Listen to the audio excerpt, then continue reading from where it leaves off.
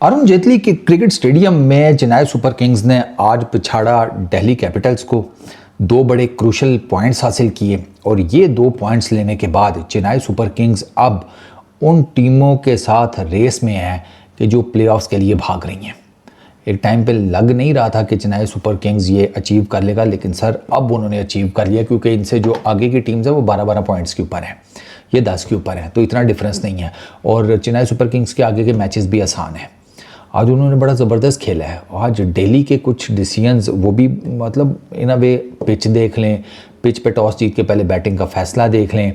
8 विकेटों से हारे हैं दिल्ली कैपिटल्स वाले। एंड चेन्नई सुपर किंग्स की बॉलिंग और संजू सैमसन की इनिंग पीरियड और समीर रिजवी को बहुत ही ज़्यादा लेट लाने का जो दिल्ली कैपिटल्स का फैसला था, उसने दिल्ली कैपिटल्स को ना आज का मैच लगवा दिया है, फुल टाइम जिसे कहते हैं। और दिल्ली का ना कोई हिसाब किताब इन अ वे बन नहीं पा रहा।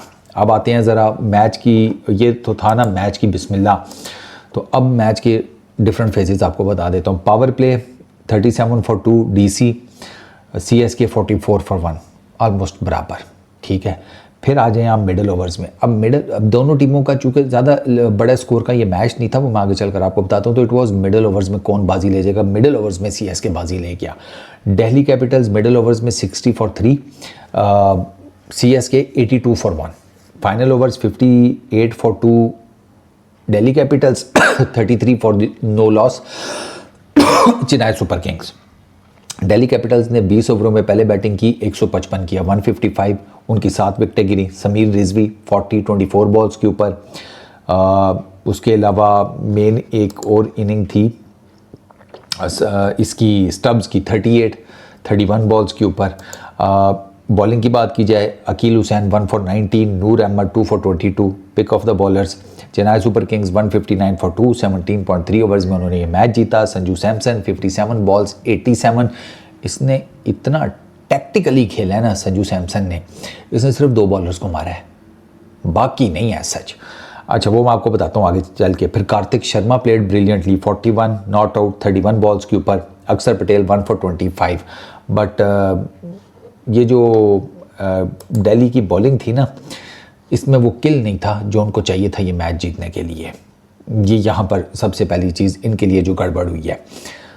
मैंने आपको बताया पिच वॉज वेरी डिफ़िकल्ट, ठीक है, स्लो स्लगिश। और जब इन्होंने टॉस जीत कर DC ने बैटिंग का फैसला किया है, तो माइंड में ये था कि यार पहली इनिंग में शायद ये पिच फिर भी थोड़ा बेहतर खेल जाए, सेकंड इनिंग्स में तो इसका बिल्कुल बेड़ा गर्क हो जाना है। ये चीज़ बैकफायर कर गई DC वालों को, और ये इमीडिएटली DC वालों को तब अंदाज़ा हो गया जब DC बैटिंग करने आया, ठीक है। अकील हुसैन ने जैसे ही गेंद पकड़ के करना शुरू किया ना, उसी टाइम पता चल गया था कि ना ना ना ना ना ना ये गड़बड़ है। ग्रिप कर रहा था बॉल, ब्रेक कर रहा था ठीक ठाक, और अकील हुसैन ने निशांका और KL राहुल, सर उनको नहीं खड़ा होने दिया। इवेंचुअली KL राहुल उसको एक फॉल्स शॉट मारते हुए आउट हुए। अकील और ऋतुराज गायकवाड को 10 में से 10 नंबर इस बात की कि उसने 3 ओवर करा दिए अकील हुसैन से पावर प्ले में। उसे पता था लेफ्ट आर्म स्पिनर है, कर देगा कुछ ना कुछ, और वो इवेंचुअली जिसे कहते हैं वो कर गया, ठीक है।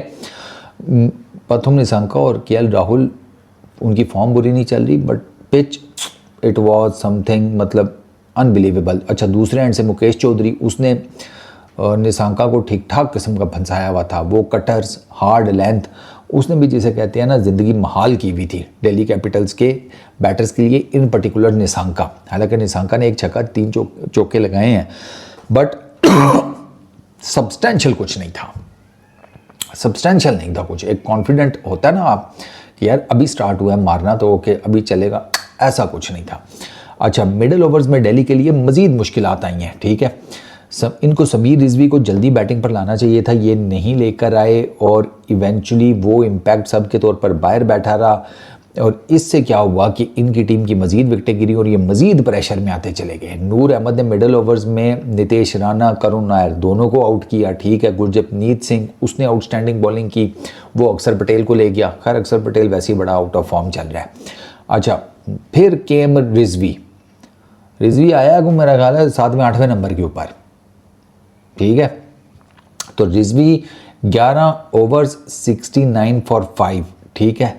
ये था टाइम जब रिजवी को भेजा गया इम्पैक्ट सब के तौर पर, ठीक है। और ताकि वो स्पिन के खिलाफ जो है वो खेल ले, तो आपको पहले ही इस चीज़ की तैयारी कर लेनी चाहिए थी ना कि अगर वो स्पिनर्स को अच्छा खेलते तो you should have thought it through. वो नहीं किया डीसी ने।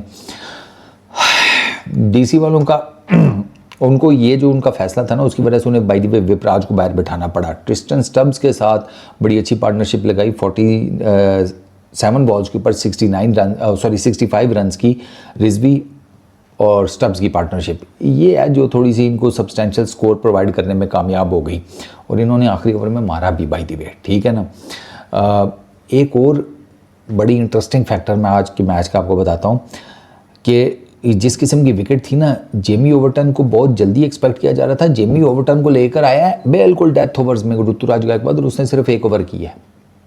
ये एक बहुत इंटरेस्टिंग मुझे डिसीजन लगा गायकवाड का कि वो जेमी ओवर्टन को क्यों नहीं लेके आया, क्योंकि जेमी ओवर्टन बेसिकली मारता हार्ड लेंथ्स है, ठीक है।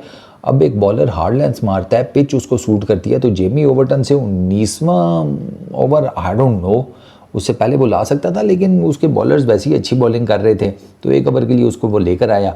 कंबोज उसको लास्ट ओवर में 20 रन पड़ गए, ठीक है, और उसकी वजह से ये 155 करने में कामयाब हुई डीसी की टीम। अब आते हैं सीएसके के चेज़ के। सीएसके का चेज़ शेकी था, गायकवाड जल्दी आउट हो गया, उसके बाद कुछ टाइम बाद उर्विल भी आउट हो गया, ये दोनों पावर प्ले में निकल गए, ठीक है। ये बहुत ज़्यादा असर नहीं डाल सके चेज़ पे असर डाला संजू सैमसन ने। पावर प्ले दोनों टीमों का बराबर था। संजू सैमसन को पता था कि भाई अब मुझे मिडल ओवर्स में कहानी डालनी है, और उसने मिडल ओवर्स में ही कहानी डाली है। उसने मतलब कोई रिस्क नहीं लिया, कोई जिसे कहते हैं ना, उसने मार धाड़ नहीं की, उसने टारगेटेड हिटिंग की है, उसने टारगेटेड रन्स निकाले हैं। स्लो विकेट थी,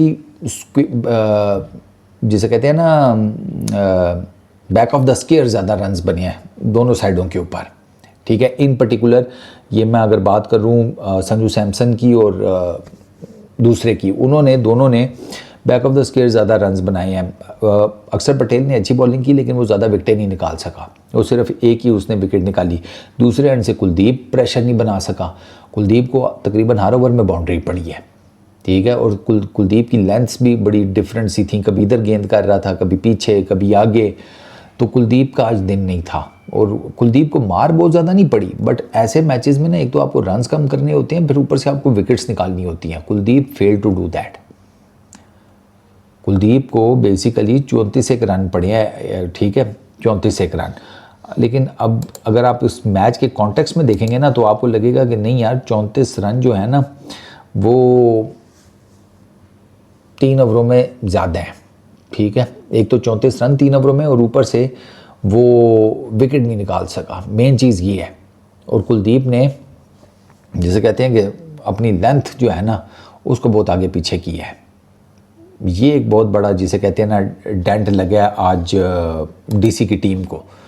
दिस इज़ उनके मिडल ओवर्स में अगर स्पिनर्स पकड़ लेते ना तो फिर शायद उनका चांस बन जाता, बट वो मैंने आपको बताया ना कि संजू सैमसन ने उनको नहीं खड़कने दिया।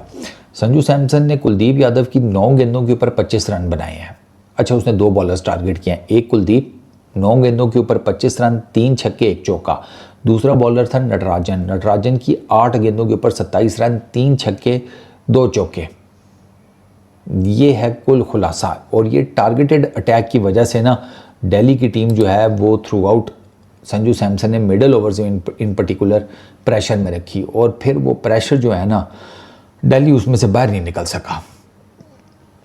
ये हुआ बेसिकली आज के ओवरऑल मैच में। तो it was easy win for easy in a sense के इजी बनाया, इजी था नहीं, इजी बनाया चेन्नई सुपर किंग्स ने इस मैच को अपने लिए, स्पेशली पहली इनिंग में। और डीसी के जो ब्लंडर्स थे वो मैंने आपके सामने रख दिए हैं।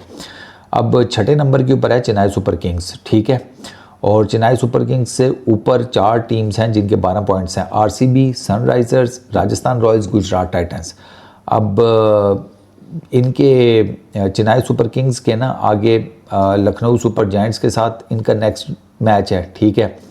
और ये जिस तरह की इन्होंने अभी फॉर्म पकड़ी हुई है, तो there is every possible chance कि ये उनको भी नबेड़ देंगे, आई एम टेलिंग यू। ये जिस तरह की इन्होंने अच्छी सी फॉर्म पकड़ी हुई है ना, ये इतना आप इनको ना, चेन्नई सुपर किंग्स वालों को आप लाइट नहीं ले सकते, क्योंकि 2 मैच LSG के अगेंस्ट है और 1 मैच सनराइजर्स हैदराबाद के, वो थोड़ा सा इनका मुश्किल होगा, लेकिन ये 2 मैच इनके हैं तो दे आर इन कंटेंशन।